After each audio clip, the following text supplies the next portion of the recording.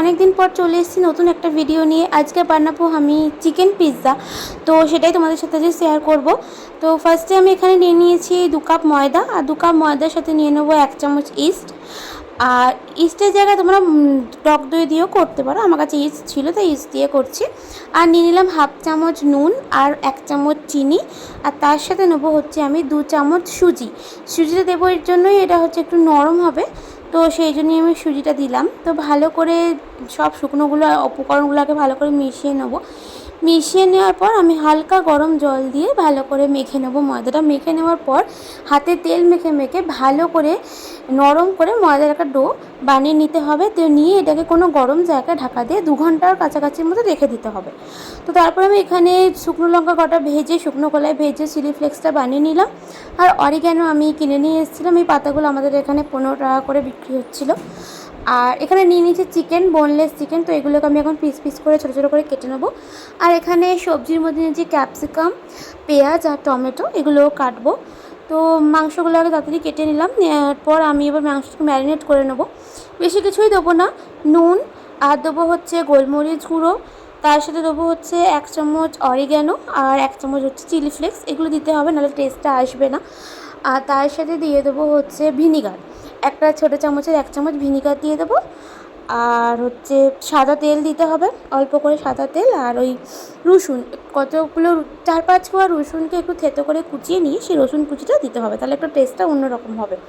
তো সেটা ভালো করে আগে মাখিয়ে নেবো। মাখিয়ে নেওয়ার পর কোনো রকম রাখতে হবে না, সঙ্গে সঙ্গে আমি চিকেনটা রান্না করে নেবো। অনেক সময় ম্যারিনেশন করে রাখতে পারে অনেক সময়, কিন্তু এইটার জন্য কোনো ম্যারিনেশন করতে টাইম লাগবে না। ম্যারিনেশন করে সঙ্গে সঙ্গেই রান্না করে নেবো। আমি সাদা তেল দিয়ে দিয়েছি অল্প কড়ায়। যদি ননস্টিকের করা হতো তাহলে তেল ছাড়াই করা যেত, আমার যেহেতু ননস্টিক করা নয় এটা, তো আমি ওই জন্য অল্প একটু সাদা তেল দিয়ে নিলাম।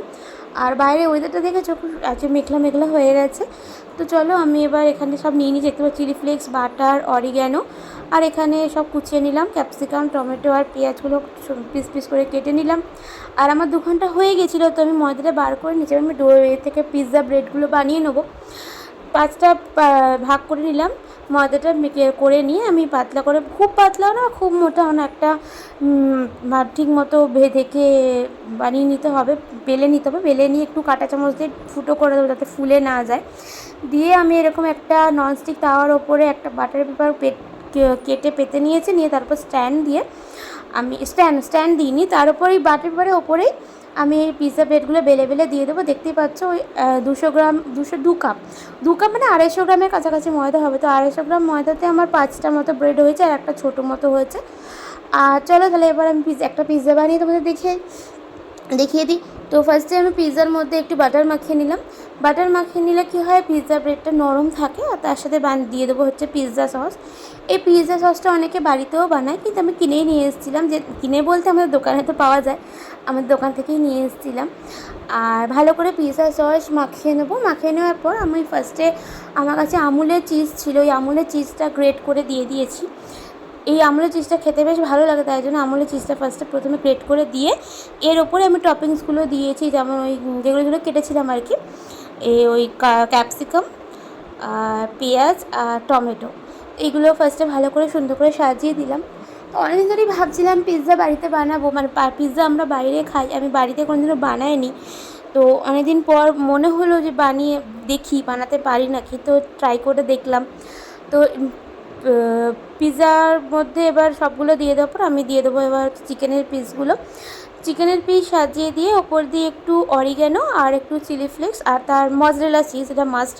মজরেলা চিজ না দিলে পিৎজা ঠিক ভালো লাগে না। তো ওপর দিয়ে একটু মজরেলা চিজ আমি কিনে নিয়ে এসেছিলাম, আমুলের মজরেলা চিজ পাওয়া যায় 200 গ্রামেরটা। আমার থেকে দাম নিল 125 টাকা, আমাদের এখানে নিল।